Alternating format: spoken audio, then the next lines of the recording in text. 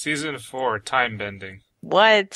It's the tree. You just use the tree. Back in the time. I just try to forget that, like, you can walk into the spirit world now. That there is the ability, the unsupervised ability to do that. Yeah. They never really followed up on that vine thing. And something can walk out on many legs. Right. I think maybe something will eat you if you go into the spirit world. I feel like people have tried and it has not turned out well, so they just don't do it. I think Varric would be out there trying to, like, get materials or something. That's his plan to, like... Yeah, Varric did not show up again.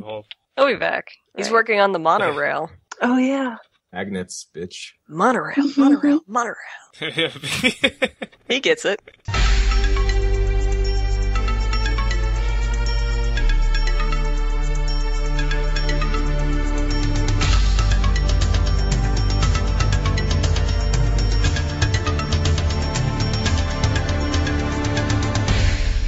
You are listening to the Vassals of Kingsgrave, Korra Edition.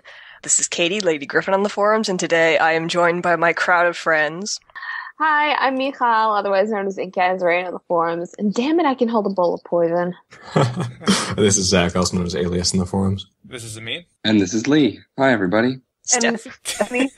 Almost got the order right. Stephanie and Lee. Okay, we have the full vote tonight. All the members of the Red Lotus in for this. We're taking down Kingsgrave once and for all.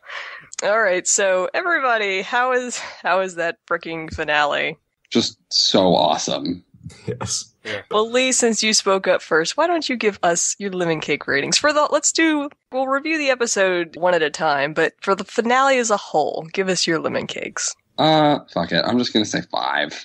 Good man. And I never say that, so. Stephanie. I want to say 5, but at the same time, there were a few nitpicks I had, so 4.9. Mean. I'll give it 5 as well. I mean, I had a few problems with it as well, but still, I think it earned a 5 for me. How about you, Zach? Yeah, I'm going to give it a 5 too. I mean, there were little things that troubled me that I will mention, but just the emotion I felt and just the feelings I got from this pair of episodes throughout, I just have to give it full marks. And Michal? 5. God, this is going to be a boring episode. Well, when they make good television, what are you supposed to do? Yeah. I guess I'll give it a 5 too. I was trying to like hedge my rating somehow and bring it down a little. I can't think of anything that bothered me terribly this episode, so yeah, I'll get a 5 as well. So launching right into the very first episode, Into the Void, Korra decides to turn herself into Zahir in exchange for the Airbenders' lives.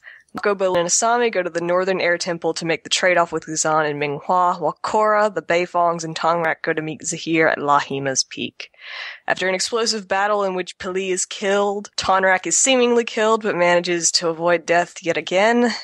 Zahir cuts his earthly tether and flies off with Korra. And Bolin lava bends.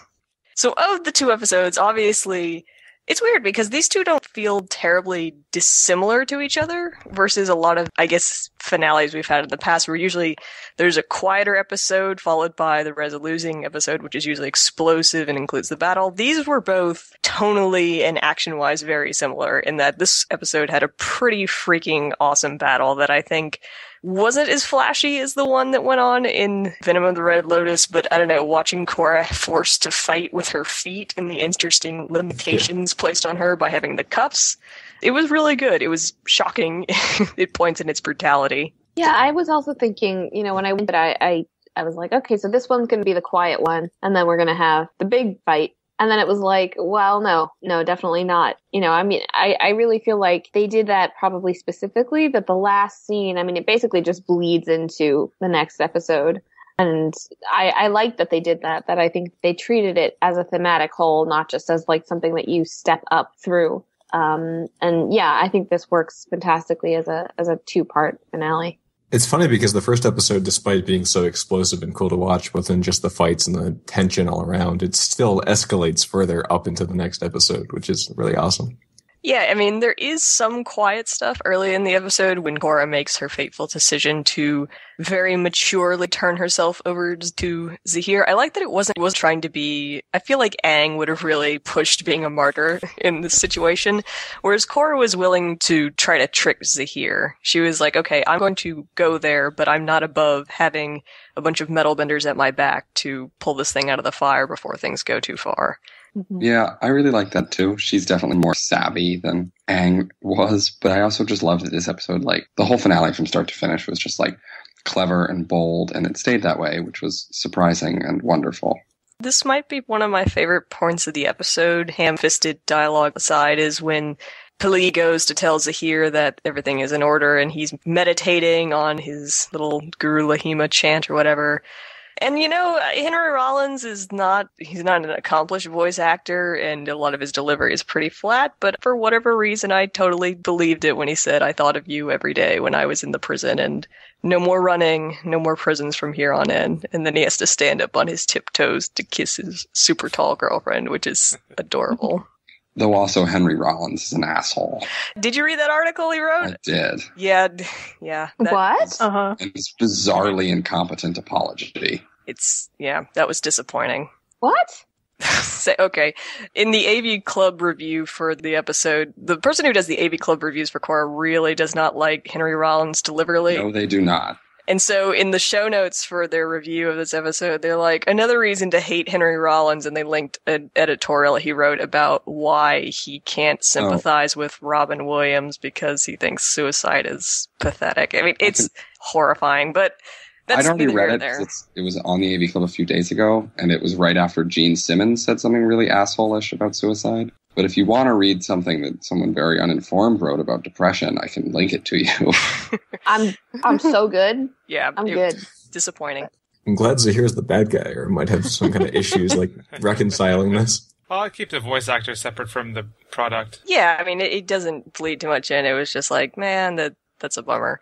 But yeah, as far as Pali goes, though, I mean, it wasn't very graceful that it's like, oh, remember when you saved me from my tragic backstory all those years ago? Is it weird that I way prefer that to, like, a flashback at this point? I mean, I love the show, but I'm starting to feel that, I mean, everybody was clamoring for flashbacks, and I'm like, at this point, I kind of feel like that's lazy writing. Just tell us what we need to know, you know, and that goes against all the writing rules, I'm aware, but I don't know. I just preferred that kind of slid into the conversation than like a whole tragic backstory thing that they would never have been able to give the right amount of time to anyway, so. No, I mean, I totally agree with you, and I really like the scene. I just think that line could have been better worded.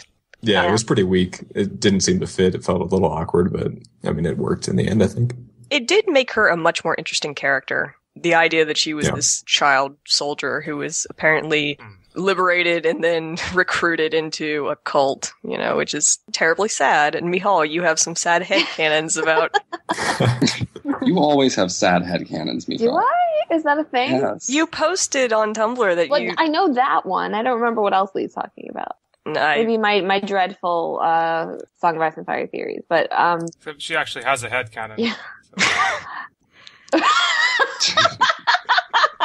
He all gets it. It took me like 3 seconds too long to get that. Oh dear.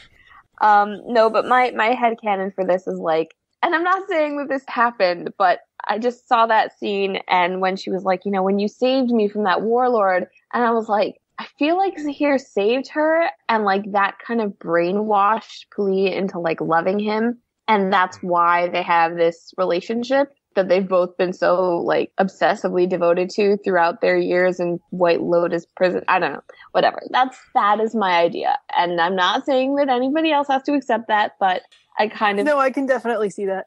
There's a little bit of a weird neediness to it. I don't know.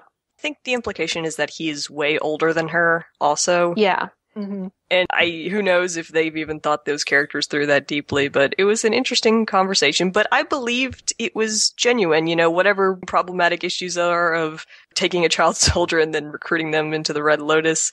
I spent most of the season really worried that one of them was going to betray the other for the evils, but no, they seem to genuinely care about each other, which I love villain couples, so that was probably one of my favorite scenes of this episode. Yeah, I think it's a good character thing, and I think that it obviously builds into something important later. And I also think it's just cool world building. That line is kind of just an interesting thing to explore maybe in a comic or something, though. That it doesn't really suit the timeline of the current comic, so maybe not. And you believe it. The Earth Kingdom is big enough and unruly enough and not well governed enough to have roving bands of warlords, possibly. But she's Fire Nation, I guess? I don't know. She could have been from one of the border towns. Yeah.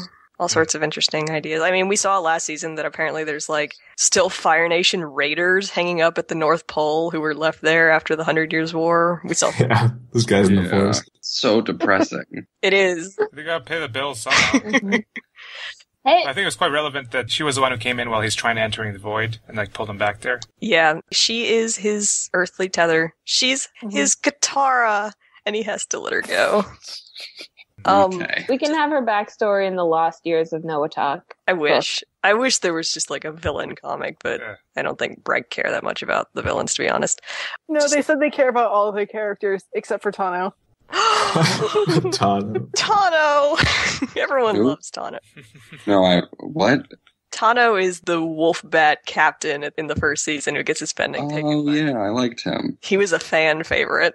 I still love that part when he comes up on stage with the music and the bat costume. Yes! I still love that part. Though, are we supposed to assume then if Aang had opened the 7th chakra that he would have been able to fly? Is that what we're guessing at here? I think that's just the kind of the equivalent. I mean, it's not the exact equivalent, but just like to reach your full potential, you have to let go. And for him, it was to master the avatar state, and for Zahir, it's to fly. Yeah, I think you would have had to have been trying to do that and like repeating that mantra. And also, I don't 100% buy that out of like, 1,000 years of airbenders who have literally done nothing except try and be airbenders, nobody else has figured this out. But I'm okay with being like, and nobody knew about it. They're not so braggy. It's fine. Yeah, maybe it was just like one of those techniques that seemed so vastly impossible that nobody even assumed to even try it. And those firebenders get to do it without... You have to take a leap of faith for it. You have to jump off a cliff for it to work. Oh my goodness, so many musical references in this episode. Let it go, a leap of faith. Okay, no, whatever. Nobody's seen Rent? Okay. Anyway, what I thought was interesting is that, like, I mean, I guess people have speculated that airbenders can fly in the past, and obviously once Zahir brought that up, it has been on people's minds, but at the same time, I feel like they hid it in plain sight, because we're so used to seeing airbenders with the gliders, and it's like they can fly with the gliders. It almost never occurred to me to be like, oh right, maybe they could do that without the gliders. And for a really long time, I was just convinced that the whole, like, extra airbending skill was the whole, astral projection thing. But yeah, I don't know. I thought it was clever. Yeah, it feels like the cost of obtaining that technique is probably very high. As in, you can't, you have to let go of everything. Enlightenment. So, but it kind of confused me because it's like she was his last real earthly tether, and once she dies, he's able to let go of things. But it seems like killing the avatar or ending the avatar cycle is a pretty earthly desire. Whatever. Yeah, I was thinking that too. I'll roll with it. True. It doesn't bother me too much. I was just glad they used the word desire, so. By the way, jumping ahead a little bit, Pili totally blows her own head off. That was intense. Yeah. Brutal. It was They kind of don't funny. even have any like sound to it. It just cuts to Zahir, and he just sees the smoke. It's yeah. so... Like the first scene of the episode, I was like, hey, look, Su Yin's wearing this awesome armor. And then as she took it off and threw it at Pli, I was like, that's the awesome armor. And then it, taken out with Art Deco.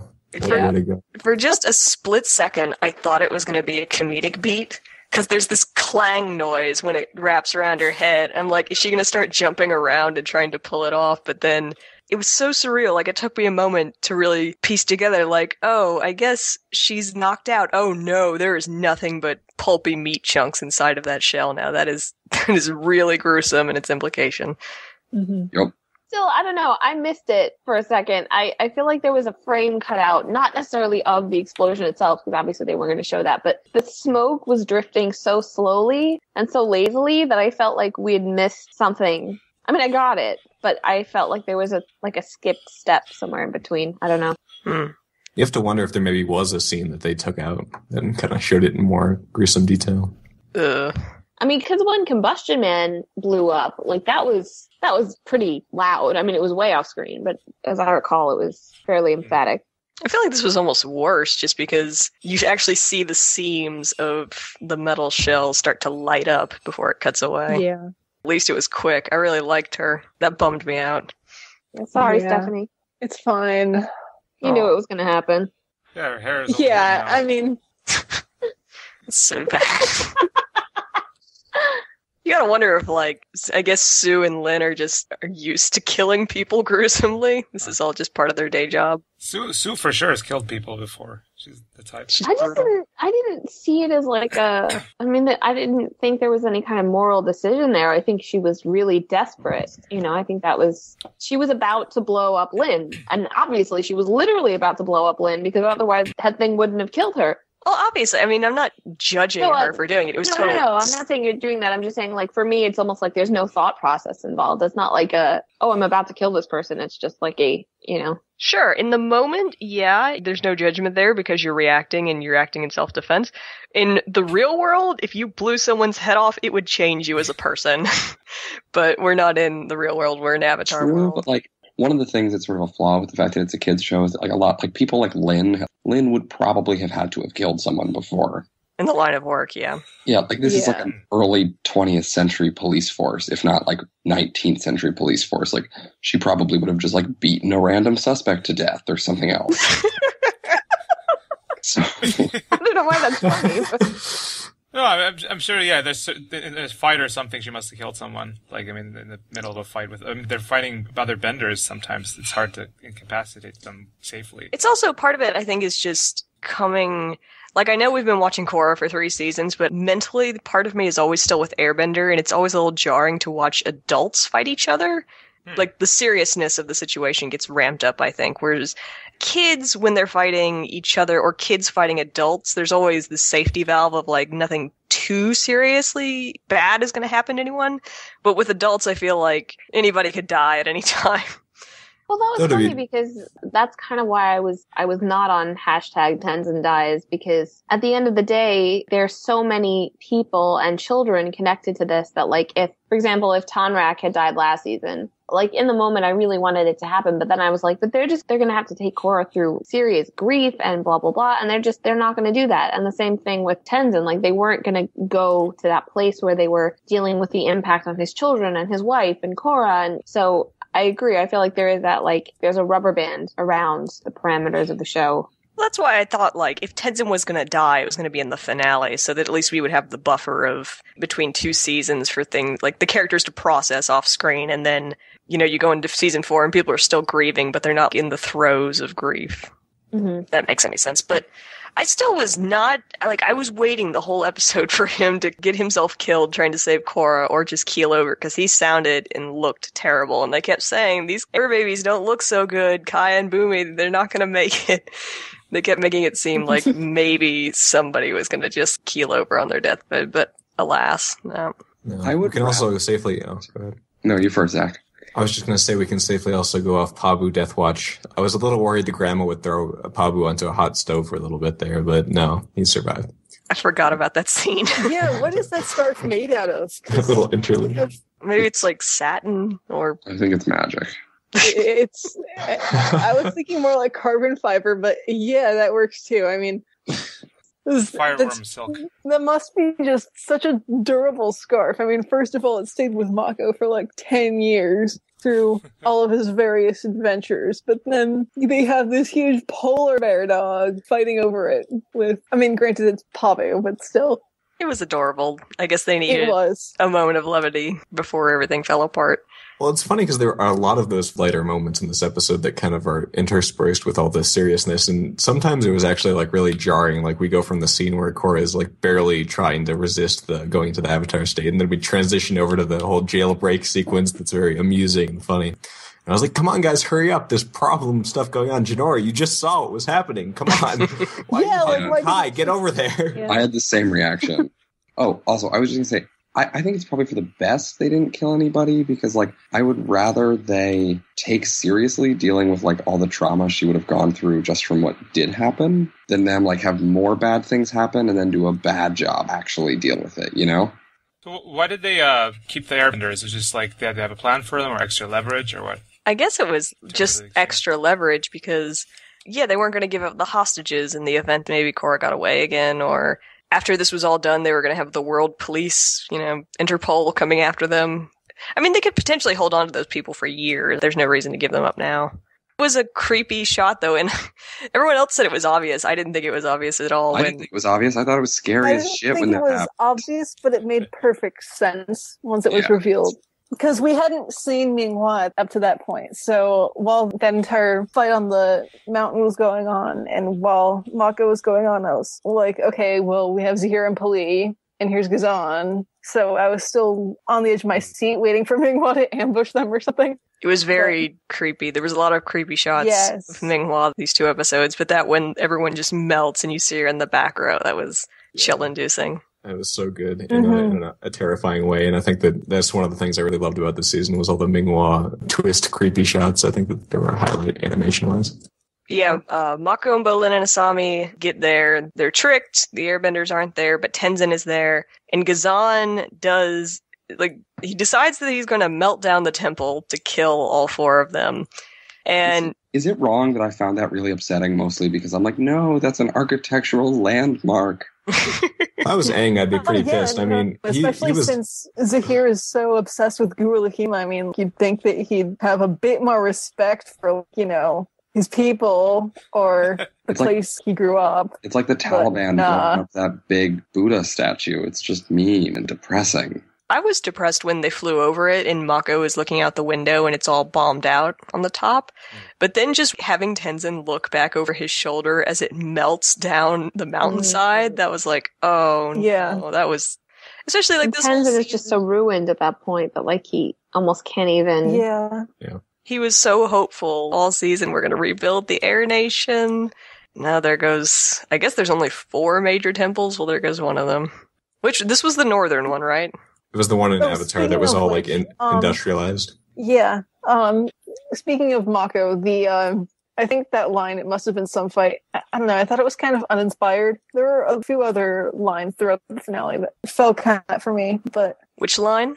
It must have been some fight. The fighting was just totally flat. Well, yeah, sometimes the show delivers these... Not even in a good way. Dead turkey lines, like when Zahir says next episode, the Avatar cycle will end momentarily to tell us. I said to my brother, the Avatar state will end momentarily. Yeah, it's just to remind us that he's about to kill Korra. I mean, the show does that sometimes. I think that's just a lack of faith in a young audience, but whatever. Neither here nor there. What I was a little disappointed in was that, there is a little gap where she's basically, just take them out already. And he's like, okay, I'll melt this part of the floor right up until there and right there. Just very, very clear that he could have just melted them all right there. Yeah. Well, I think it was okay because I think it's the whole thing of Gazan liking to play with his enemies. It feels like we get that here and kind of later when he's fighting Bolin. And it was Minghua who had to push him to just take care of them because they had to move on. Yeah, but if that was the point, why not incinerate the ground under their feet? I don't know. Maybe he's just a sporting type. Sporting. Maybe he's lazy. That's possible. I can't do it that far away. Come on, Minghua. Yeah, it's just... Maybe he wanted Bolin to be his protege. He was hoping he'd survive.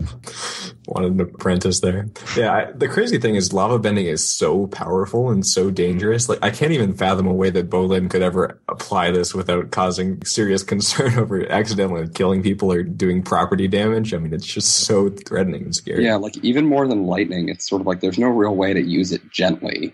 Yeah, because, okay, so when Mako Azami and everyone, they're going down the tunnel and the lava is chasing after them and they get to the very end and things are looking dire. Guys, for a split second, I thought Bolin was dead. And I know they would never ever kill Bolin, but when the lava flowed over on top of him, I was like, and he's screaming, I was like, oh my god, this is why they took it off the air. This is why we can only get it digital. Bolin just got cooked. You know what? I thought that was very well done. It was very, it was credible. I was convinced that they were all going to die before then because it had just finally processed in my mind that this was the Northern Air Temple where they had that huge deposit of natural gas and Mako was leading them down that staircase with an open flame. Oh, I promise you are the only person who thought of that. You were literally the only person who thought of that. This is kind of I'm very impressed that you did. I know that's actually very clear thinking, Stephanie. It's kind of like how Republic City Dispatch seems to think that Korra has an iron deficiency because all the metal got pulled out of her body, and now I did think of that. I thought, wait a minute, you have to be really precise here.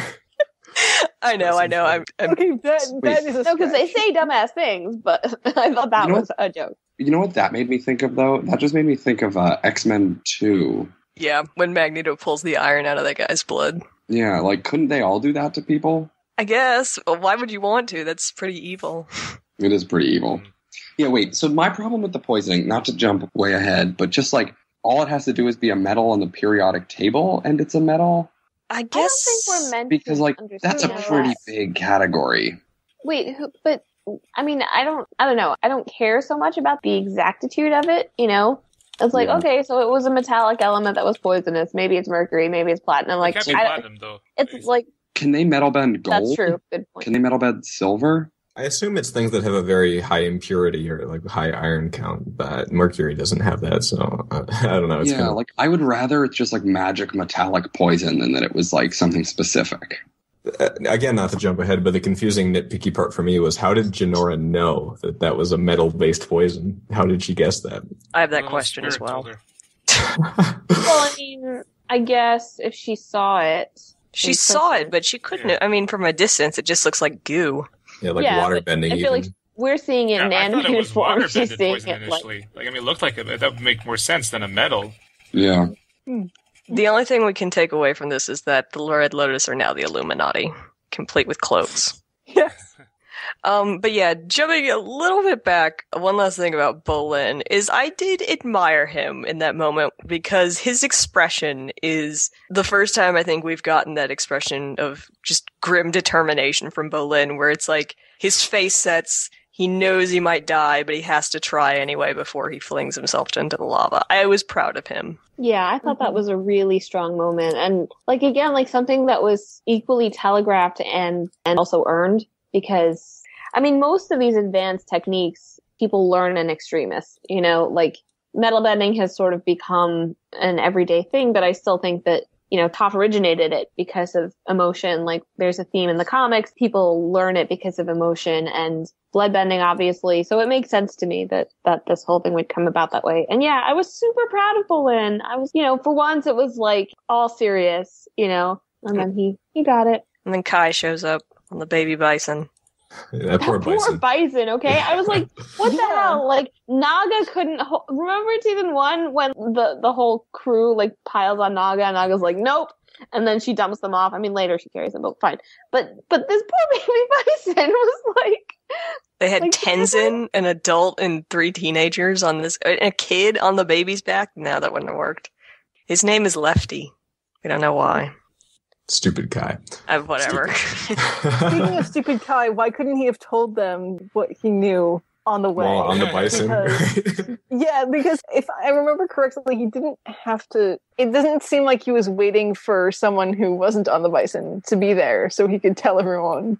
They needed to do that annoying kid trope of nobody's listening to me, but I have something important to say. Yeah. I don't know. I mean, at that point, on determining what's on anybody's mind at any given point when, like, the mountain's falling down and your bison might die underneath you, and I don't know. At least we know now that Lefty is more loyal than Oogie. True. Yeah. Oogie's a traitor. Oogie came back. What the hell, you guys? Oogie came back when it seemed like everything was better. He's like the late Lord Freys of the bison. He comes Not as in much of a traitor as fucking Furryfoot, though. Who's Furryfoot? Thanks. That spirit Jinora befriended in the spirit world. Oh, yeah. Turned her over to Washington. When Unalot came around. I forgot about that. Furryfoot, no. Yeah, we also get in this episode this character, Kuvira, who is the girl from the newspaper Lynn was reading several episodes ago, and she's apparently a captain of the Metalbenders, and she's voiced by Zelda Williams, which is very surreal, but I think I was talking to you, Mihal, where it felt like, is this somebody who won a contest? Because the amount of attention that character got was disproportionate to any importance they could have unless they're reoccurring for next season. The show rarely wastes I'm sure time she's like that. I think she's reoccurring next season. She had her own music. Really? Yeah, like this really ominous cue.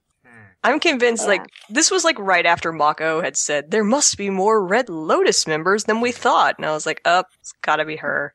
She's trying to sink her claws into Tonrak. She had that bit of a spark with him, too, which was interesting. Yeah, she wants the tea.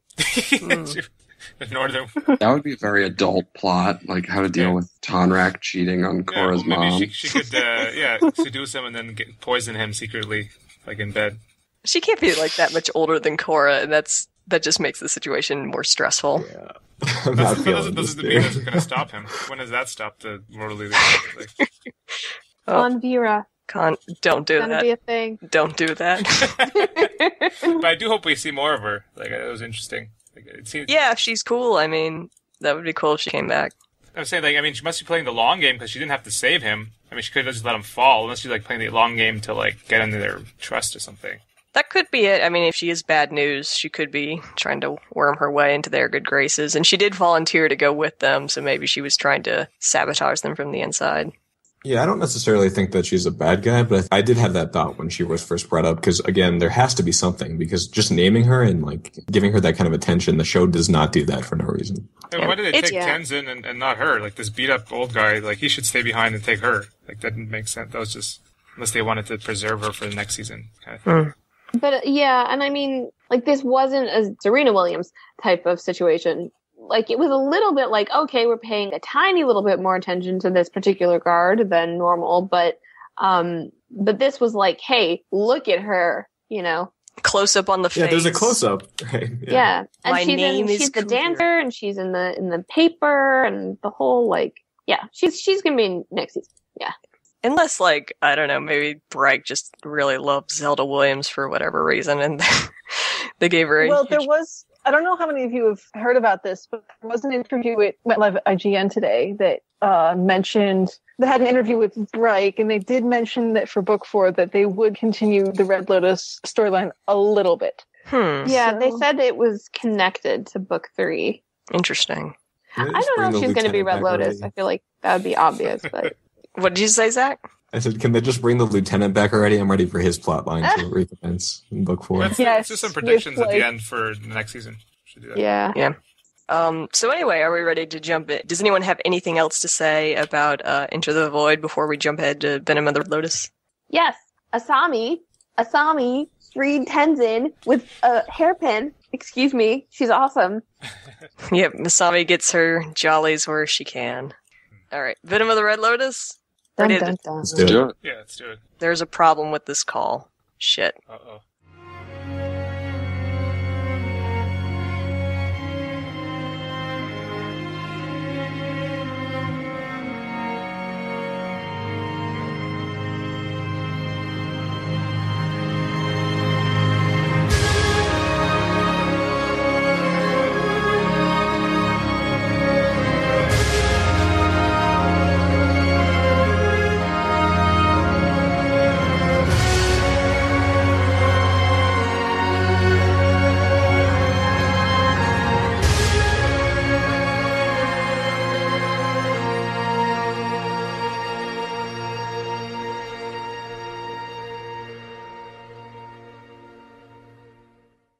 Alright, Venom of the Red Lotus. The Red Lotus reveal their plan to kill Korra in the Avatar state by infusing her bloodstream with metallic poison, thus ending the Avatar cycle once and for all. Unfortunately, Zahir and company underestimate that Korra is a fucking beast, ending in a protracted flying battle through the air in which Korra is almost suffocated by Zahir until Jinora rallies the airbenders to take him down. Cue to 2 weeks later, Jinora is inducted as a master of the Air Clan, while Korra looks on with her Frodo-like, never-ending injury of pain and sheds a single tear. Oh, it is really Frodo-like. I never thought about that. The wound that does not heal. Yeah. We can but talk this is about... more mental. Frodo was like, my shoulder! Let's hold off on talking about the final shot until the very end, because a lot to say about that. But yeah, this episode, terrific fight sequence. Yes, I love the arrangement of so good. The space once they get out of the mountain cave thing. And just the way that the shot was, were always so zoomed out, just creating this amazing scale for the fight. I mean, the brutality, I think, worked because of how brutal it was watching Korra suffer leading up to it.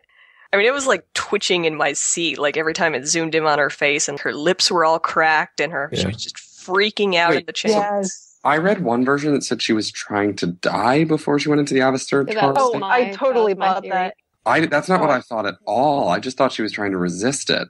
Well, she was trying to resist it, the but same thing, kind of. I guess they are the same I thing. think- I just like I don't think she was like trying to will herself to death. I think she was just trying to I resist. don't think you can do that necessarily. no, not But if she can not avoid going in the state, then she'll die. right. Right. So if she can avoid long enough to die before she goes in the state, but Yeah, I guess I just didn't really think about it like that. I mean, I don't know if that was in Korra's head, but that was my like assessment of it. Because there is no other choice there, as far as she knows, and she's super upset. She's more upset, it seems, about the fact that they want to wipe out the Avatar state than the fact that they want to wipe her out, which I guess makes sense, right? She must have had in mind that they were planning on killing her. And when she decided to go after them, she must have had that as a thought. You know, I think that that idea of her being the last Avatar, I think, really, really upset her. And I think that the hallucinations that she starts to have kind of underscore that mental part of it. That she is struggling with the whole idea of being the Avatar and failing and not saving people and ending everything. Also, whenever someone says the world needs the Avatar in this new modern time period, always rings very flimsy to me. Whereas I know, like with Aang, there's like this world-traveling monk who was restoring peace to this war-torn world. I could believe his necessity a lot more. With Korra, it feels like with each season, her role is being more and more pushed out. And so watching the villains of the past tell her, you are not needed anymore, I think that is tapping into something that is not just thematic for this entire series, but like her worst nightmare, and hopefully something that is going to come back in the next season. Yeah, I agree completely. I think it's the huge underlying theme that we're starting to really get at here. And I think that you're totally right that it makes sense that Aang, we kind of believe more in him as the Avatar, and the arguments against like him being killed are less credible. Whereas here, like we can totally believe what like Amon and Zahir are saying. So it's a lot harder on Korra. Well, also as far as Aang goes, everyone in universe is also saying, Aang, you have to be the Avatar for us. Aang's character arc was always about becoming the Avatar, so. Yeah, the best way I heard it put was something like, at the beginning, Korra says, I'm the Avatar, you've got to deal with it, and now it's, I'm the Avatar, I've got to deal with it. Like, I think that really is a good way of putting it. To compare her a little more to Aang, awesomely though, I love that as soon as Korra wakes up and she thinks her dad is dead and she's all chained up, the first words out of her mouth, when I get out of here, none of you will survive. Such a badass. Like, there's no reluctance. She is going to fucking kill them. And when she breaks free and she is barefoot and her hair is flying around and chains are tangled up on her wrist, she looks like a freaking monster who is going to rip your face off. Even her foot fighting in the first part of this finale was unbelievably cool. Yeah. It's also like, I mean, I'm a little confused at like what kind of power the Avatar state has in this incarnation. I mean, obviously it does have power because Wan had power, but like without all the other past lives. Yeah, because before they were very much like one thing, and now they're kind of not. And we've seen so little of the Avatar state this season that they didn't really focus on it, probably for this reason. But it was all Korra, you know? It was all, like, I don't remember seeing Aang or hearing Aang, like, have cries of pain while he was ever in the Avatar state. Like, he could have been totally being beaten up, but, you know, he was still okay. He was still, like, that impassive, furious force. You know, this was, like, it was her, but in the worst possible incarnation. And it was just really brutal, you know? With Aang, it felt like much more he was tapping into this very serene, cold fury. Mm-hmm. Like, yeah, he could roar and shoot fire too, but it never felt like it was coming from a place of rage to the extent that Korra is, where she is just like fully embracing, I am a tiger, I will bite your throat. Even before she goes into Avatar state, that moment where she shoots fire after she yells about him killing her dad, I mean, that part is so emotional. Like, you can totally feel it there. Well, she's much more... Although I disagree about the Aang thing because, I mean, considering how... I mean, for Aang, though, usually the catalyst for him going into the Avatar state is being pushed into this feeling of unstoppable rage. I mean, like at the Southern Air Temple or like with that general pushing Katara underground. Yeah, so. I guess that's true. Maybe I just feel it. I believe it a lot more with Korra because Korra is a lot more physically intimidating than Aang ever was. Oh, yeah, no, absolutely. Then, But I mean, it's just amazing to see. But for this, it seems like, yeah, the only effect that Korra really got was increased range for bending. Like, all the bending seemed like it was Korra, as opposed to, say, like, the elemental sphere during Aang's battle with Ozai, when he's in that, like, voice of allegiance mode. It is very interesting that I think like this entire battle is visually very similar to Aang versus Ozai at the end of Airbender, but the roles are reversed. Like you have Korra chasing after an airbender with fire jets on her feet. This unstoppable fire-breathing monster, and Zahir is just like flying away from her as best he can and trying to get out of the way. And even like the visual representation of the pillars and like the area that they were fighting in was similar. I mean, it was all... I'm not quite sure what to take away with that unless it was just a visual irony or homage that they were paying to a big battle in their previous series. Oh, I definitely think that was purposeful. Yeah, I think it's more on the homage side, though. Yeah, because I don't know if they're... I feel like we're not supposed to judge Korra's like willingness to kill Zahir in this situation. It feels very righteous. So I don't know, like comparing her visually to Ozai, just... I don't think that's what they were going for. I think it's just homage. There was also never really a sense, at least for me, and I could actually, this is me making this up because I haven't watched the rest of Avatar in a really long time, but I never really felt like Aang was in mortal danger when he was in the Avatar state. You know, like you said, Katie, he was the scary one. He was, you know. There was one moment where he was totally in mortal danger. He got killed. Well, when he got killed, yeah, but like in terms of the way the show showed him, you know. And I mean, like, just he was never pushed into the Avatar state through life-threatening circumstances. Right, yes. Yeah. Except maybe if you count him slamming up against that rock during the final battle, but yeah. But I'm just saying, like, just how bodily it was and how she was, like, using the elements. There wasn't that sphere. There wasn't, you know, it was so physical and so real. It felt almost like it wasn't fantasy, you know, like, aside from the fact that they were flying around and her eyes were glowing and she had fire on her feet, like, it felt like a physical fight that was just interpreted in this way. I totally agree with that, and I like that you mentioned before that it seemed like she wasn't really operating at maximum Avatar state capacity. Like, she was actually, like, really struggling here, and it was a lot grittier and more difficult for her than maybe the one with Aang was. And things like bringing him down with the chain instead of bending, I think it had a lot more weight and physicality to it. I definitely agree with that. I like it when she corkscrewed that mountaintop off and threw it at him. Yeah. Oh, yeah, that was a great visual, like her going around. That was really good. It is really cool how they did the weightlessness scene, or like the flight scene when she's chasing after him, because the camera, or the way it orients us is that Zahir will speed up and the camera will fall back or zoom out, and then when she's starting to catch up or slowing down or he's changing direction, the camera catches up and zooms in, and so there's a free fall sensation even though it's animated, which is actually really, really well done. Yeah. I mean, the first Ozai fight, even that kind of had Dragon Ball kind of feel. Yes, because the guy was just flying. Yeah, no, the dragon, it really did remind me of, like, watching Dragon Ball Z as a kid or something. But speaking of which, they do mention on the inside the episode features that they put up online after the finale that they wanted it to look like he was kind of almost swimming a little bit. Yeah. Yeah, so I did notice that during the episode. He does kind of kick his body like a fish a few times. Yeah. For some reason, though, when she freezes his foot, it drags him down. Well, it was heavy. The way I saw center that, of gravity, yeah. I sort of see it as like he doesn't really have like up or down. He's just sort of the same buoyancy. It's sort of like when you're in the water and you're at the perfect buoyancy, you just kind of move up or down. If you try to move up or down, but you'll stay perfectly still without that. And he's kind of like that in the air. He just like floats. I mean, he could carry Korra, but I guess that was intentional on his part. Yeah. And this was like, oh no, ball of ice on my foot.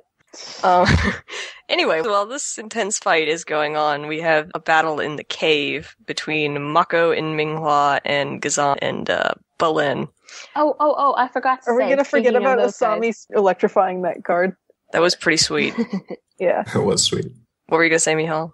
I forgot how scary it was when Zahir was like, when she goes into the Avatar state, and her, or whatever euphemism they had to use, and them all like preparing their little things, and I was like, holy shit, like they're about to try and murder the main character on screen, physically. And it was just like, you know, like being strung up there like a target, I found it like really physically scary. And can't imagine how Korra must have. I guess it felt like maybe a little scarier because of how depersonalized it was.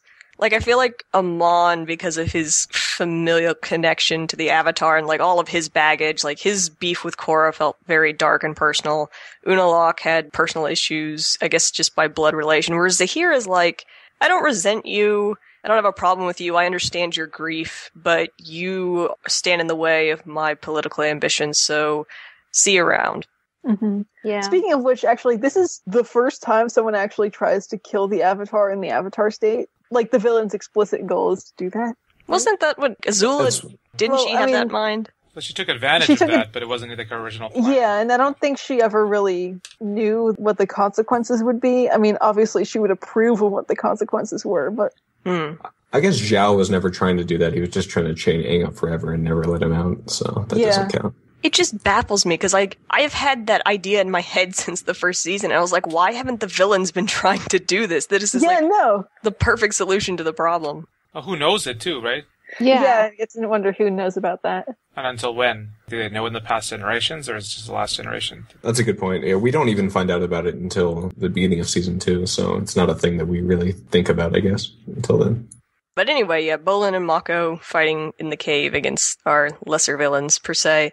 Mako jumping down into that water cave, and he lights it up, and then suddenly we look up, and there's Minghua poised over him like a giant spider. That was a chilling image. I got goosebumps from that. The whiplash of going from, oh my god, Mako, you're so dumb, to, oh, that was genius, you put her in the right spot. It was really funny. Yeah. But it's hard for me to get over the, oh my god, you're so dumb. Like, just, her going like, no water, huh? And like jumping down to what's clearly water, and him going, I'll follow you. And I know that he must have had a plan, and clearly he did, because he very cleverly like pulled himself out of the water. But yeah, I was just like, that's her turf, you idiot. Yeah. That was... Yeah, but at the same time, he would have been like a sitting duck for Kazan, and they really had to keep them from teaming up, because otherwise they would have been screwed for sure. Would you describe that as like purposeful, as like murder, or because it's not really self-defense? He kind of planned that. So this is a really interesting question. Like, I don't even know for sure if Mako killed her in that moment. I guess that it's implied that he did, but that really does bring up a moral question, like kind of what you were going into earlier, Katie, about whether or not Sue had killed Pai Li, like what the implications of that are. And I think it's much more relevant with a main character like Mako. Like, is he going to have to go through that whole thing with like, I killed a person? I don't think he will. And it feels like I wish they would do that, because it's disturbing to me that he kills her. And I don't even think it's ambiguous that she's dead. I mean, I think in the language of this show, if you're alive, when you take a big hit like that, you groan when you hit the ground. There's always like a, Kaya and Boomy at the end of Ultimatum. That's it. Yeah, it's just like to let you know that, yeah, they're hurt, but they're okay. She did not groan at all. Like, she hit the wall, the water washes away from her, and her face relaxes. And it's like, she's totally dead. And then it goes back to Mako, and he just looks like, not gobsmacked because he just took human life, but gobsmacked like, damn, that was freaky. Or like, holy shit, I'm still alive. Yeah. That was how I saw it more, Yeah, it was definitely self-defense, but I think it also brings up an interesting question of this maybe being the reason why he suddenly was not willing to use lightning, or at least not to use it to potentially kill Minghua, because it's more likely that it'll kill her with her water arms. That in this moment, he is willing to take that extra step. Yeah. Mm-hmm. But he never seemed to have a problem with using it before. He was firing it. Yeah, but he never used it to hurt anyone.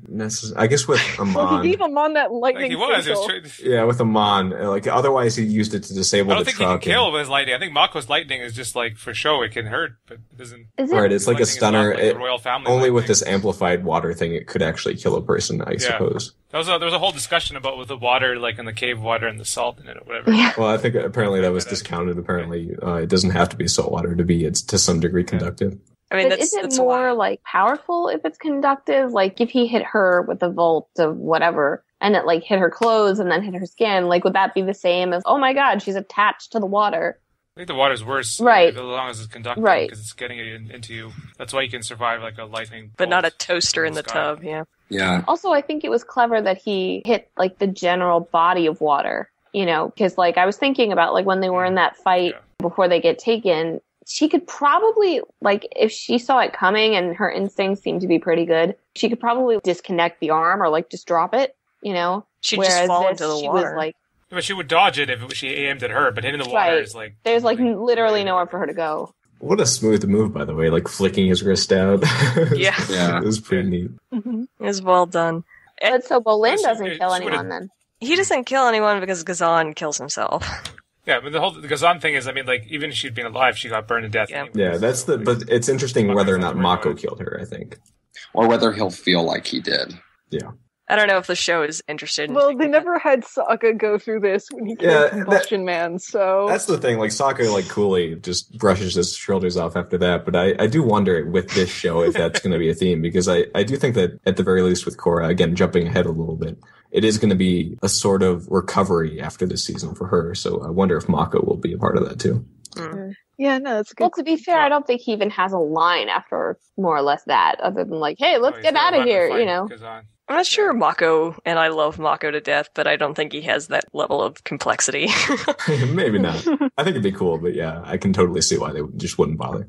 I did wonder if she was about to bloodbend him, though, because I feel like when you tell a waterbender there's no water left, that is a cue for Yeah. you to get contorted painfully. Well, she didn't have the Kekkei Genkai to do it, so I mean, only Amon and Tarlok can do that without the full moon. So disappointed Tarlok didn't get a cameo this episode. What was his secret Red Lotus number? Oh, no, with the hallucinations, right? Yeah, Oh yes. No, it was amazing seeing Amon come back like that. it was pretty awesome. Well, something I was wondering about was whether they like had that transformation in mind when they designed the characters, or if it kind of was like, and then they transform into this, and we'll figure that out. How do you mean? I mean, it's a tiny little thing, but like, you know, the way Minghwa's hair turned really perfectly into Batu. Vatu, and you know, like the whole like Gazan also, he had kind of the long hair like Unalak, and I think yeah. that was a happy coincidence. Okay. I don't know. I'm sure that they maybe partially modeled some of them to like vaguely have that be smoother. Mm. In any case, Gazan doesn't want to go back to prison. I don't blame him. His prison really sucked, so he decides he's going to do the old anime villain 1-2 and bring the cave down on top of himself. Fortunately, Bolin can rocket them out of there really fast. I was just a little bit like, dude, or you could try and run away. You know, like, It's not his style. I know, he's going up against like two teenagers that he could potentially just like build a wall of lava and then... Get away anyways, yeah. I mean, and it's so funny though, because like, obviously they're villains, and I think the show has really actually done a good job of being like, you know, because as charismatic as he and Minghwa were, and I guess Pui was, well, interesting. They're monsters. Not charismatic, but yeah, like when you see them about to bend Korra to death, they're going to do that. They have no qualms. They have no considerations about this. Like, that's what they're about to do. But at the same time, it feels a little bit sad that, like, Zahir made it out, and, like, the henchmen, who were all a little bit more interesting and a little bit more wrinkled, all, like, died. Yeah, it did surprise me that Zahir didn't get killed in some way, but I don't know how the airbenders, like, the largest gathering of airbenders in generations come together. I don't know how they could peaceably... Maybe they could spin him so fast that his limbs fly off. He's got to be in a wheelchair Oh, as well. That's I mean, clever. he took quite a beating. I actually thought they Maybe- would make like a vacuum. I thought they were gonna like suck the air Right, like away what he from does. him, and he would just like die. But I clearly have no idea what's happening. Maybe so. he'll die of asphyxiation from that sock. Maybe it was really nasty. Yeah. I felt like that was like Ozai levels of humiliation, where after Yeah. Aang beats Oh, yeah. the scary Fire Lord and he falls face down with his butt in the air, I was like, poor Zahir, there's no dignity left to him now. But he really lost. I mean, the character did a pretty serious change once he was in that, like, earthbending pyramid, and he was all, like, laughing and like, ah, ha, ha, it's too late. Which I loved. I thought that was a good moment, you know. But he seemed very, like, he's been so unflappable the whole season. Or even when he's been flappable, he's been kind of controlled. And this was such a contrast to the rest of his demeanor and his philosophy that it was like, Shock. no, you know. You know, if he hadn't opened his big mouth and said that the poison was what was wrong with her, they probably wouldn't have thought that was what was wrong. They probably would have just thought she got beat up a lot. Janora saw it happening. Yeah. Exchange. Again, I think it was kind of sloppy writing for her to literally say, like, poison's metal, bend it out. She could have maybe had a little bit more of, like, a thought process to it. Like, they bended poison in her. Maybe it's metal or something. Or Yeah. something like that. I thought it was concentrated cactus. I don't want to be grumpy, but like, even if it was metal, like what? Like, so they just like magically separated that out from everything else in her body? Even if you could magically remove every molecule of the poison, like a lot of the damage would already have been done. It's special poison. Well, they still show It is that. done. Though. I mean, that's. I know you guys I think it's stupid, but I'm not. I mean, the iron deficiency thing might be a thing. Like, I agree with Lee. It's like, Well, not even iron deficiency, just after effect of having Yeah, poison. yeah, I get Like, that, I feel but like they didn't get every 100% of it out. There might be like 10% still in there. That from a purely practical standpoint, I agree with what Leah's saying with like it being very hard to pinpoint that specific metal and getting it out of her, like not being able to see it when it's directly, I guess, in her bloodstream. Well, I mean, they were pretty vague on what exactly the poison was supposed to do. It was just like, it's gonna make you die. And Yeah. then, like, Yeah, what's it gonna do? it's not a Stop huge her thing at heart? the Is it gonna, you know... Also, if metal benders can like separate different metals from each other, like why are they all working as shitty cops? They could make so much money just like going to like some shitty mine with bad copper and gold deposits and then being like, here's all the nice gold. Anyway, Yeah. don't tell Varric that. neither. He'll start. No, me Children's too. show, I think we have to eventually say at this point. True. Wait, one other thing just to add. I mean, she was in the Avatar state. You wonder if that was doing anything to the poison. Moving That's it fair. Somewhere. See, that's what I kind of got the impression. It was like that she needed to be in the Avatar state, which she could use to like purify her body. And that's why she had to choose between that and fighting Zahir. That's kind of what he said, that she can't fight the poison and him at the same time. Before we move to the final scenes, does anyone have anything else to say about the fight with Zahir or everything that went down out in the north? Two things. First of all, Bolin's wink was amazing at Kazan. It was cute. That was a And- Mako callback, right? Yeah, when he Yes, to Tano. And then also, returning to the bad voice acting, Janora's line, "We have power together," it was so fucking flat. Ugh. we have power together.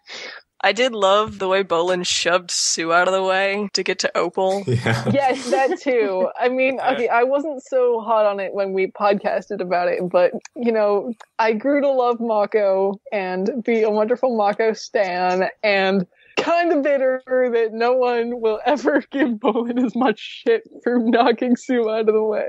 Oh, you than mean what Mako got during book one. I don't well, for- like when Bolin knocks a woman on her ass, it's funny. When Mako does it, it's just traumatic. And of Yeah. course, I did see somebody going like, are we upset that blah, blah, blah? Like, tell me, Tumblr Hive Mind. And the person was like, no, it was funny. yeah, it was really.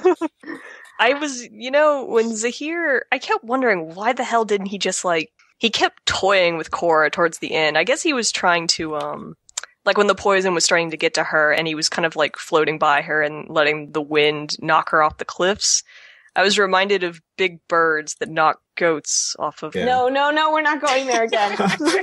See, this is the thing I thought was unclear too. My thought, maybe she wasn't actually in the Avatar state when she was kind of sort of unconscious and he was kind of trying to get it back and going when he was knocking her down My reasoning before he is just, started bending the air out.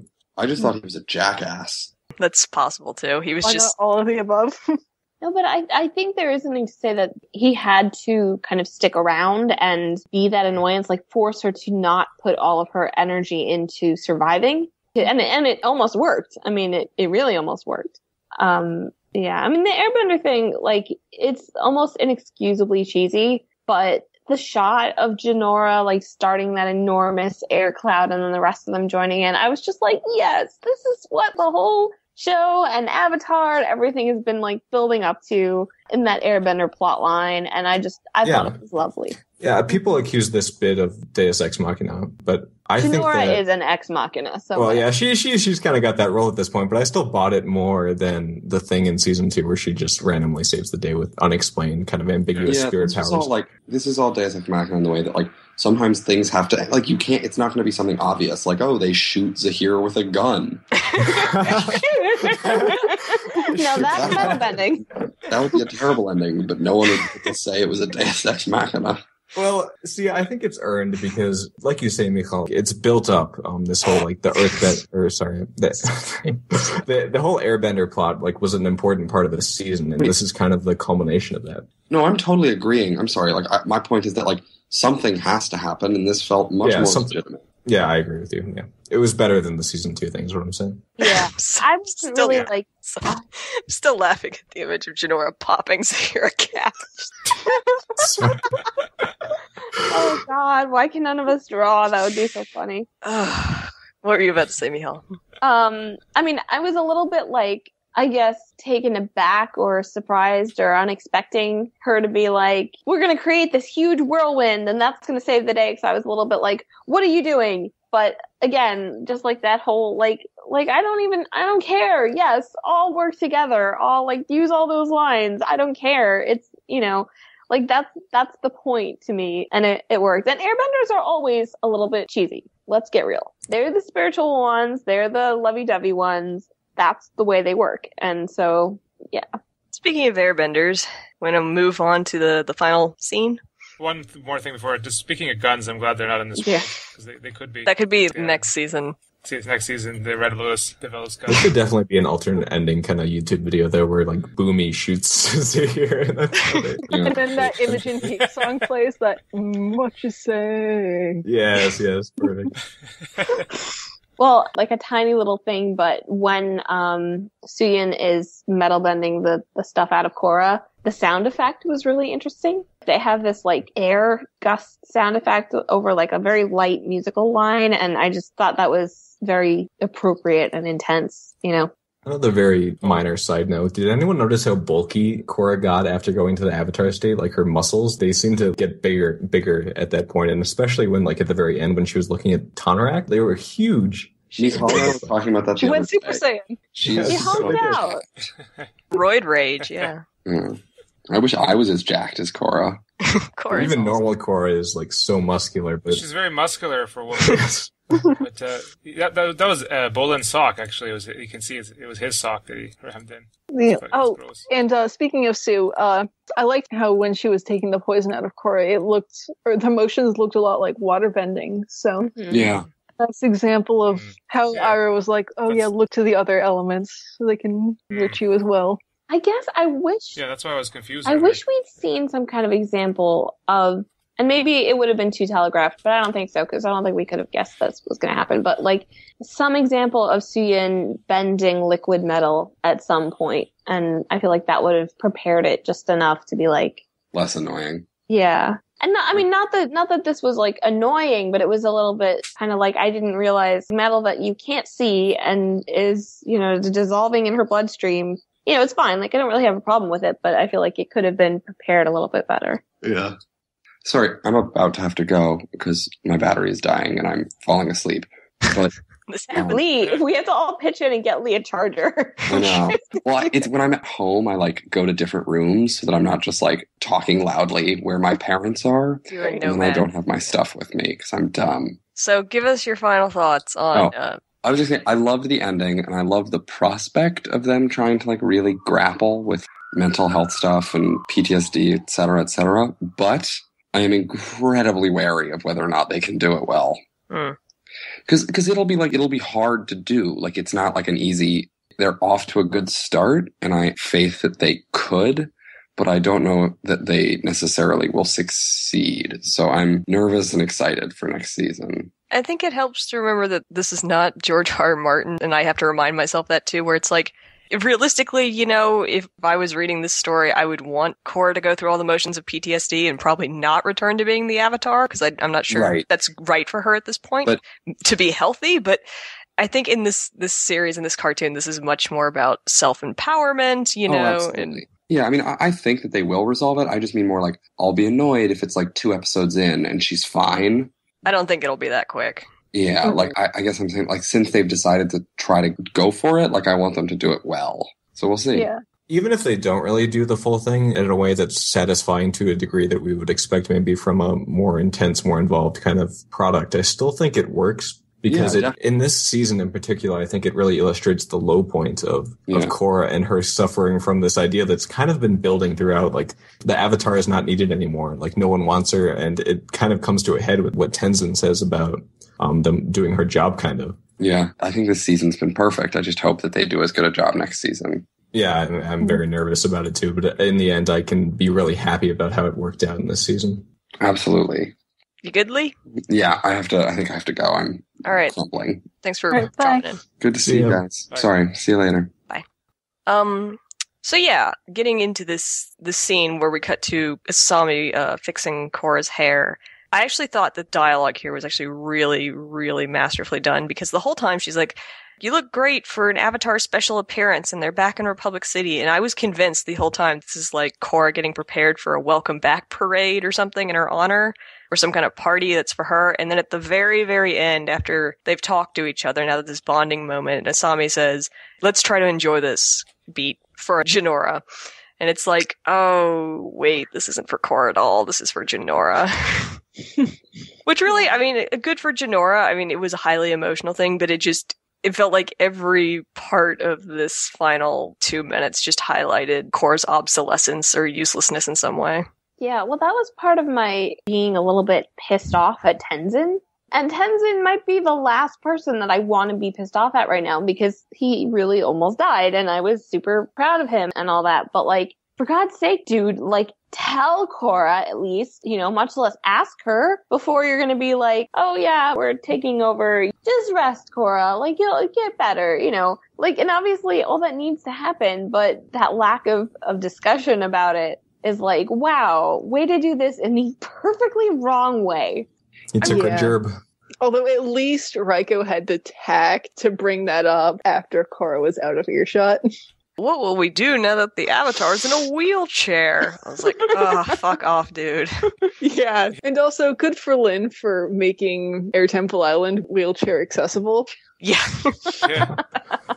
It's a cool, evolution of their relationship, too, that she's totally on Korra's side now after how it started. Yeah. Yeah.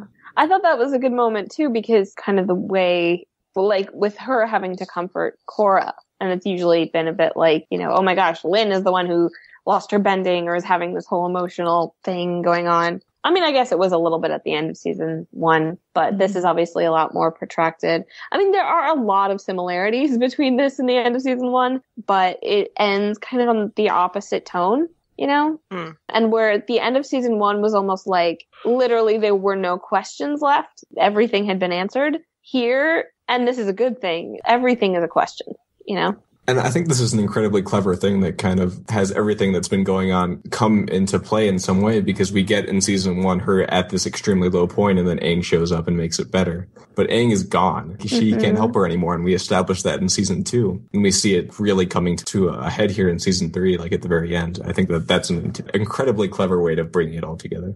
Mm-hmm. I wonder if Korra was and obviously what she went through was highly traumatic.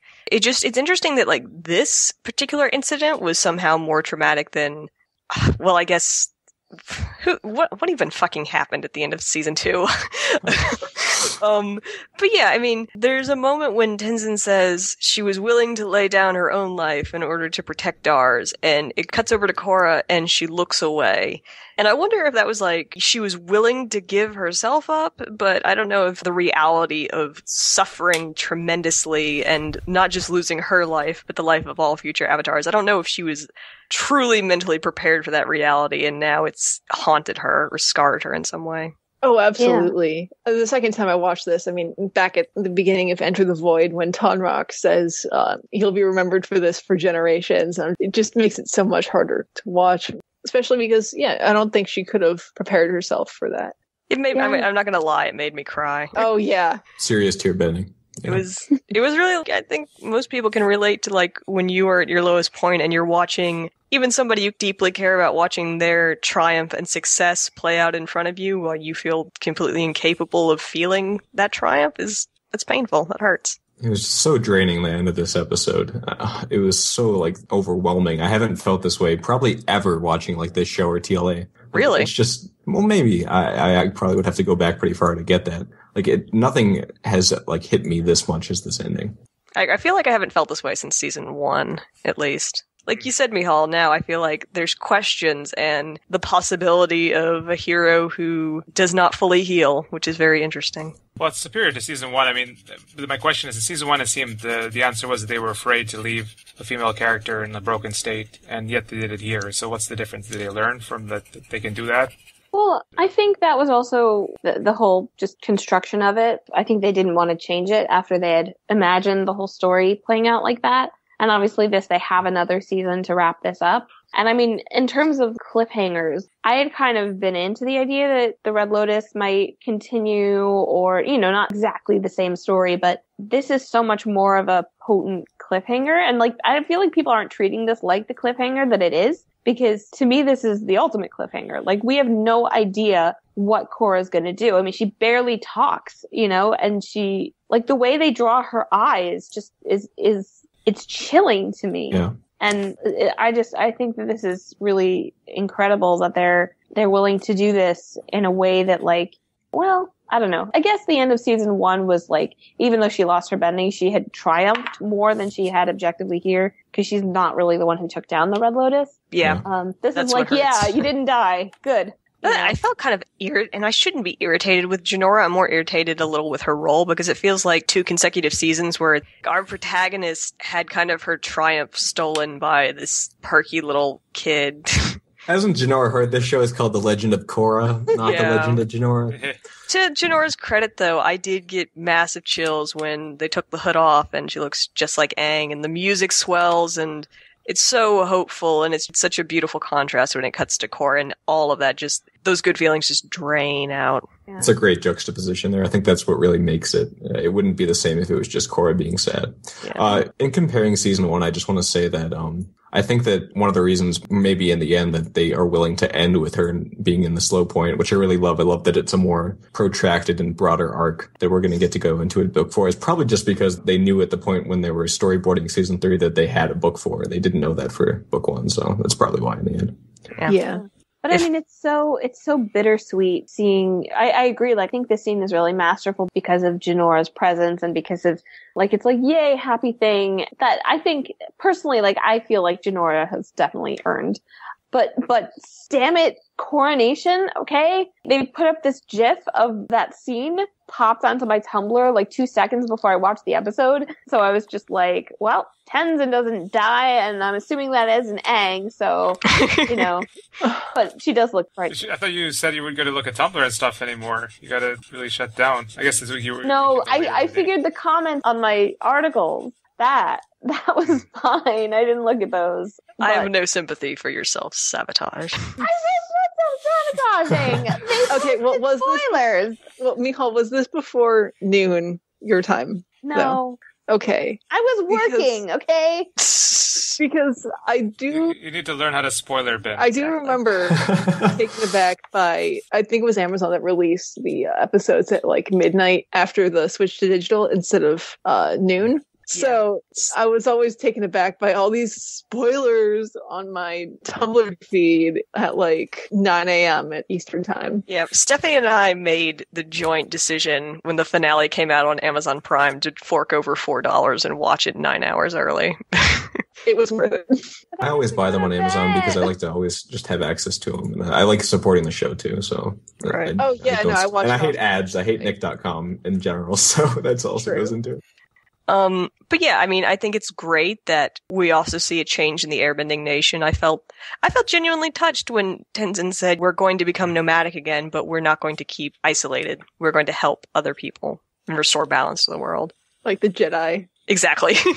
Yeah. We're going to steal children from their families and sterilize them and... Well, that's literally what they're doing already, so... Yeah, they were doing that, for sure. Volunteers, yeah. It's funny how all these people that slammed the door on Tenzin are now standing up there with him. I'm like, why did they change their mind exactly? Yeah, he was reused there, right? Maybe there's some, there. the Earth Kingdom's in disarray, and maybe the Airbending Nation has insurance benefits or something that you can't find anywhere else. Yeah, political asylum. Yeah. What do you mean? The people earlier were there? The guys that were slamming the door on Tenzin, that one basement guy was there. Oh, really? He was he was there? his arms folded, kind of not interested in what was going on. Yeah. I didn't even notice that. Like, he's wearing their clothes, or Yeah, he's No, he's in the line. Airbender uniform, and he's up with the other novices. But he's maybe on. his mom finally kicked him out of his basement. he's on the. He's like on the edge of the shot, though. Like I believe, on the right side of the shot. Maybe his mom's basement burned down. In the riots. I you just can love tell- that They it's can like, spread further beyond the You can city. tell she forced him to go. was this shot of like Otaku or something looking really nervous and worried when Suyin was bending Korra's blood or whatever. Thought that was sweet. Aw. I thought it was Otaku. I don't remember. Whatever. You know what else is sweet? I think Asami is an incredible person in this final scene. I found that. Sami's the best. Korrasami ship is back on. Let's do Yeah. this. Oh my god, it's gaining steam. I love it. It's I so just boring, though. The grandma will ask, "Why aren't you guys dating any young men?" glance at each other They're nervously. like, You know, I still think that relationship needs more fleshing out.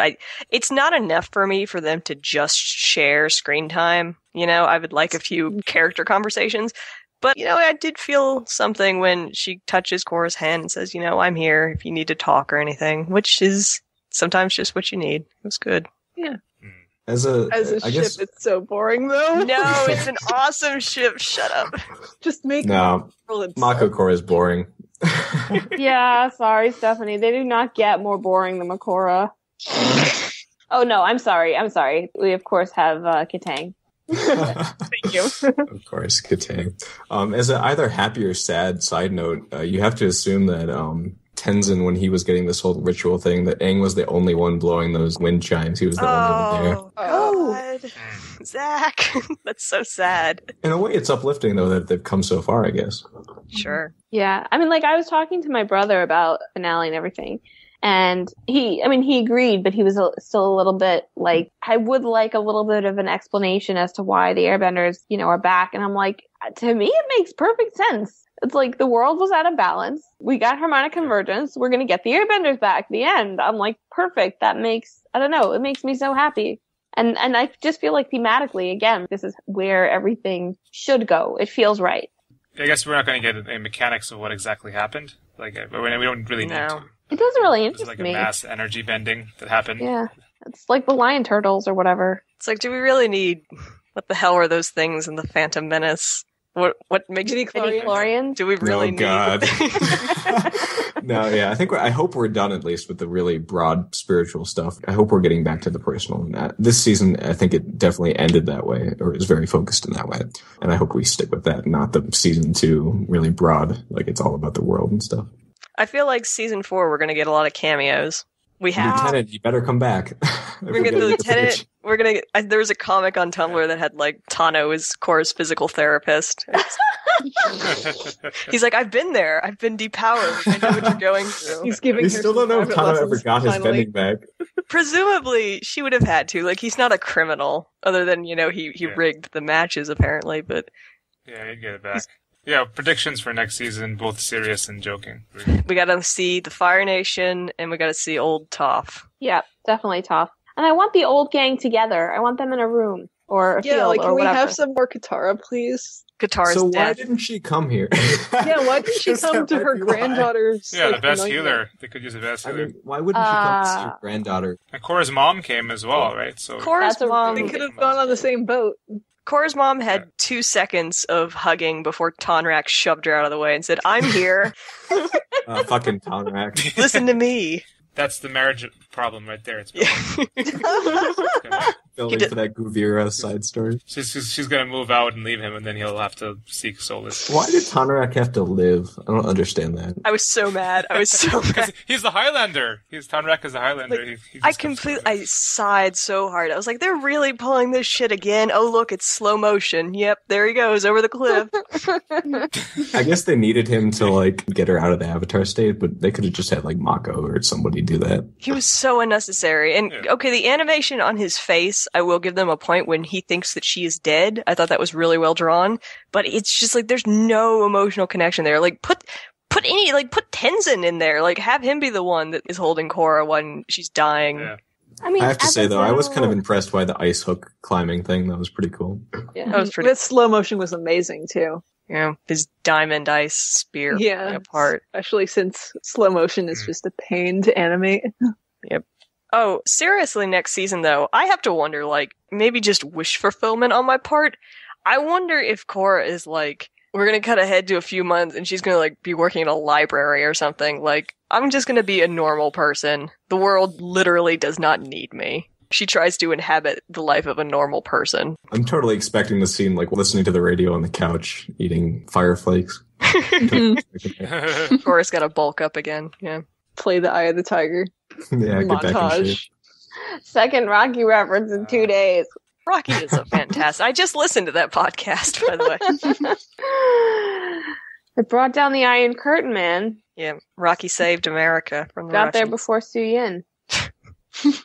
Anything else? Yeah, it's too bad Amon's dead. Not coming back. It was sad. I wanted back like with an actual burned face this time. Yeah, Not bacon face. the burned everything else. You know, we lost an episode once a long time ago. I don't even know if it was a proper episode, but I had this long headcanon about how Korra is going to find that car that Tarlok gave her, and she's going to, tune it up and take it out on the road. And that was like how Tarlok was going to wind his way back into the show. Like, we need wheels. We need to get across town real quick. Wait a minute. And they go to the barn, and there's the car that Tarlok gave them. So speaking Could of that getting have been away, the maybe what will happen next season is Korra will run away and find Toph and have her life-changing journey with her. That would... Maybe she'll find Zuko and Toph having their... Well, the thing is, Life-changing Toph field might be trip. sympathetic given her disability, like something about getting back and fighting it. But Toph was born disabled. She was born blind, right? Yeah. Do you guys actually think that Korra can't walk now? Because for some reason I just didn't interpret it like that. But No, I don't think suppose so. I It's should have. more, I believe what Raiko said was while she's in the wheelchair, or something that implied that it was temporary, that it might take a while for her to recover, as opposed to like, well, the Avatar's permanently stuck in a wheelchair now, so Yeah. what are we Yeah. gonna do about it, Tenzin? Yeah, I mean, I just thought that she was like too weak to walk, not like oh physically. yeah, I don't think, I'm capable. not insinuating that it's like a lasting physical thing that she'll never overcome without some weird magic, but I think that still, like, Toph might have some kind of words of wisdom to having to overcome something. No, she'll probably just say get it. Yeah, she'll probably, in the end, yeah, that's what she would do. Maybe she has, in fact, mellowed with old age. We don't know. 2 quick questions. Like, do you think we'll see Zahir again, and will anybody else be able to fly now? I'm sure Janora will figure out how to fly. Janora will save the day, fly in. God. But you can't have a relationship and fly, apparently. You have to- Yeah, so she has to get rid of Kai. Oh, Otaku, maybe. He'll... Now I'm into this. Get rid of Kai. Let's do it. I don't know. Part of me thinks that we'll just see like bobbing airbenders at a certain point, but I actually no, I don't think we're going to see anybody fly. But Zahir, by the way, I keep thinking like, how are they imprisoning him? Like, unless Korra managed to take his bending away, like, what are they keeping him in like a stocks or something so that he can't physically move? I Just mean, have rock stocks. Just have his legs like entombed in stone. Like, bloody hell! Just do the thing they did to Korra, I guess. Okay. That would probably... No, I have a question about, like, yeah, I mean, we've only seen somebody losing their bed. No, how many times have we seen it on screen? We saw it with Ozai, we saw it with Amon's dad. Is that Lin. it? Like, in terms of... Zolt. I know, but those weren't energy bendings. I mean, energy bending taking away. Because remember, Oh, the first time it right. was supposed to be Yeah, like, then really that was- difficult to do it. That was And then he did it really easily. But I mean, he was older and he did it, but it seemed to be like it varies difficult. I mean, Zahir seems so set in his ways and so believing that it might be really hard to energy bend him. Mhm. Yeah, Like, you'd have to be, I mean, she's not in the health right now to do it, but even at full health, wouldn't it be difficult to yeah. take him? Although I have maybe if to- they let him stew in his cell, he can just like soften up. Maybe they'll his show him like beliefs. Poli's body or something. Yeah, and he'll just Oh just my break. God. And then they'll Then they'll take his debend bending him. Yeah. I feel like he probably can't fly anymore because that amount of disappointment is literally too heavy of a weight for him to fly with. Still, though, you make a good I point think there's that nothing left now except for his goal. That's all that's left to him now. Like, him being an airbender is very hard to chain up without literally taking away the air, which would mean killing him. It's not like the other ones where you can deprive them of their element. Yeah. You will always have it. well, you just chain him up. Like, Yeah, in theory, but still the risk is a lot higher than what they had with the other guys. Yeah, they would have to keep him chained somehow. It's I guess it's a mark for the show that it's a little bit haunting what happens to bad guys this season. You know, Anything else? Not that I can think of. how great is Asami though? Boring. Actually, one final thing, I fair. guess, is I guess they could just keep using equalist method on him, just like Azula, couldn't they? Or the temporary bending removal. You mean like the blood the- bending? Like chi blocking, I think. No, not even that. Like the equalist kind of method. Oh, right. Chi blocking. Chi blocking.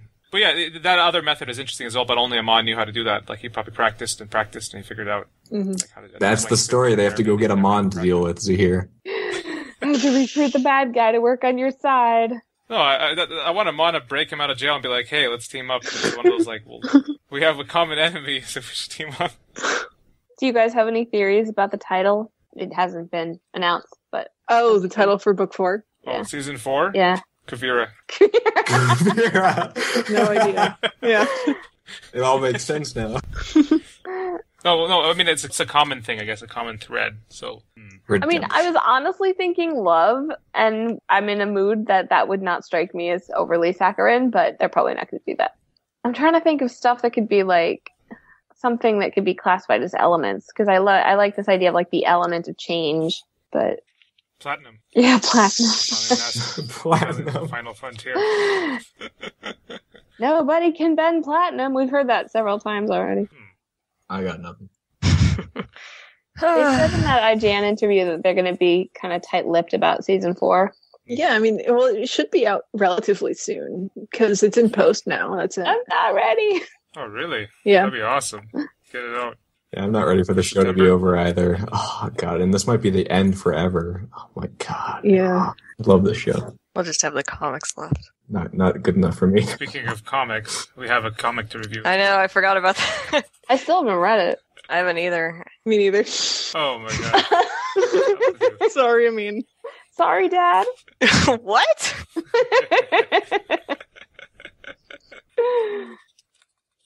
Yeah, I want to see Toph, though.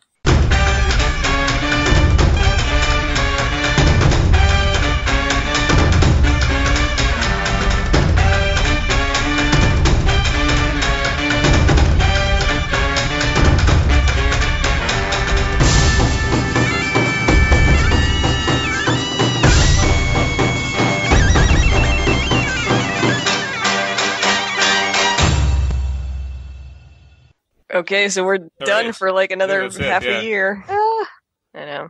it's okay. It's not as bad as season 1, because at the end of season 1, we didn't have the okay. We were still doing be okay. Yeah. Now we have the okay. So we talk all the time. That's cool. I'm an emotional person, okay? It's alright. Yeah, something about the end of the season, I don't know, just left me really hollow. Like, I've never been this sad about the ending of the season. Maybe the end of ATLA. Maybe it's comparable to that.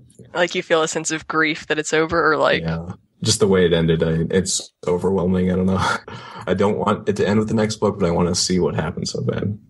I definitely did not feel that way season 2 ending. Oh, God, I was so done with the show. season 2 was like, I love complaining about season 2 every single episode. Just felt dumbfounded. You know, I felt angry at the end, but then I just felt like, oh, whatever, you know, can't get worse than this. And It's funny. I remember being so mad about the way season 1 ended at first, and that seems so trite and stupid and like, lame compared to how dumb season 2 was. As much as we beat up on Endgame at the time, I really look fondly on that episode now. That's probably my favorite Korra episode. Oh yeah, I grew to love it so much. I still don't think that, I mean, maybe these past 3 or 4 episodes, but as a whole, book 3 was not as riveting. It's funny, I feel like I judge it worse because of season 2, you know? So I'm like, Korra's lost its magic a little bit, you know, in my emotions. I'm feeling like, you know, if this had come after season 1, I feel like I would have been like, it's so good. I totally get that, but in a way, this finale, like, I can, I guess, accept things about season 2 because of how well I felt they were handled in this finale, and even things that I wasn't a fan of in season 3, like Korra kind of being sidelined a bit and kind of not being engaged by the airbender plot on the side. I thought it all just came together so well and kind of made sense to me after the scope that the finale gave me. I think it made it all a lot better in hindsight. They do that every freaking time, okay? Like, season 1 of Korra repaired the end of Avatar for me. I mean, like, it every single time they have this finale that kind of pulls things out of the closet that I don't really get or don't really like, and then boom, the next season they kind of manage to put these extra ties in that weaves it into something bigger, as opposed to just being like, here, there's these dangling threads. And yeah, I don't know. Yeah, I completely agree. And this finale for me really made it all worth it. Everything, even season 2. All right, so Okie feel free to drop out of the call at your whim. I'm sorry, I'm slumped in my chair. Yeah. hard to sit up straight. Well, I can't reach the mouse to end the call. you have a mouse? No, I have a clicker. I just want to say that was a lot of fun, guys. Thank you for inviting me for these. I apologize if I was monopolizing any of the airspace in this last one. Like, I just really loved this episode. I had to talk. I'm sorry. No, go ahead. It was a pleasure. We love having you Thank on. you, guys. It was a lot of fun. Good, yeah. We'll see you next season. Awesome. I can't wait. Or for the next DOK. Whatever comes first. Oh yeah, because Marriage. By the way, Wesley is such a sexist asshole. He's so awful. Oh my god. I hate the prince. I'm sorry, but like, doesn't he slap Buttercup in the book? I read that and I remember like she's mouthing off to him when she's still in disguise and he turns and he slaps her. Yeah, I think Is so. this the Princess Bride? Yeah. Yeah. I think that was in I the movie. still too, haven't 'cause read it. Didn't you have a line, Zach? Like, oh, my hand will move of its own accord Yeah. next time you say something Yeah, wrong. he, And I was like, like, in what is this bullshit? Like, In the movie, he does threaten to slap, like, backhand, or he, like, puts his hand up. Yeah, I'm not a fan of Wesley. Like, I played him because no one else would. But, yeah, I'm not a big fan of that guy. He's a jerk. is a I was jerk. definitely playing up the arrogance as good as I could. Yeah. It's like, screw him. Buttercup was moving on up from the east side. She's moving off the farm. She should get together with Inigo. Yeah. Anybody have any podcasts they want to plug? I'm planning to do the Full Metal Alchemist Brotherhood one. Oh, yeah. Oh soon. yeah, that sounds So, like it'll be a huge clusterfuck. Yeah, just the fight over which is better, I think. It'll be a good discussion, though, I think. Yeah. For the Although- record, the original series is way better. No. I don't think No, the second one is amazing. I haven't watched it, so I'm going to pull out. Farewell. Alright, so I'll see if this recorded then, and Alright. I'll look over it. Alright, bye, mean. Alright, cheers. But yeah, original series, way better than Brotherhood. Peace! No, filler. All the filler. And Who also, gives a shit? It had better direction with a limited budget, better timing, better dialogue. It was I more think it's one of nuanced. those things where it comes down to which you watched first, because I watched Brotherhood first, and I've been watching the older one. I did watch Motherhood first. I mean, and also, I also read Berserk right before I watched the first one. Like, I actually, like, sat down and paid attention to the first one. So, given what they do to Rose at the end, I'm just like, not here for that. Oh yeah, and also all that wanks about, like, or Scar first appeared and he's like, brother, why did you curse me so? Like, he's like that in the manga too, but still, it's just like, wanks. Brotherhood just has no subtlety. Are you which I talking find about the Lion true. King? No. No. Anime talk. Anything you want to plug me, Hall? No, but I want to do a promo for Full Castle Recordings because I feel like we should put that in because Yeah. I'm like so ridiculously, disgustingly proud of it that I need to make sure that people listen to it. The Queen's What Moot is- was amazing. What is the gist of Full Castle Recording? It's basically a full cast recording of I don't know what they're officially called, Like but like if dramatic you have readings, or yeah, but like if you had an audiobook where there were different actors for different voice roles, it's basically that. And we've done 5 of them, I think. I know Duncan has done a few smaller ones. Yeah, I it's think a lot there's now, like 6 or 7 at least. do you only like do stuff in the public domain, or would it we be- do Song of Ice and Fire, Would you run into copyright thing? Oh wow. and then we stick a discussion at the end, or at least I do when I'm on. When I'm on, we do because otherwise I'm like, yeah, that's what makes it special. I really, really want to do a Red Wedding Full Castle recording, but I'm really intimidated by the thought of organizing that. Yeah, it's going to be all cylinders firing on that one. Oh God, I think we need to build up to it. I think we need a couple more. You have to be the narrator. That is your lot now. You're the best. It's literally you and Duncan. You guys have the best voice.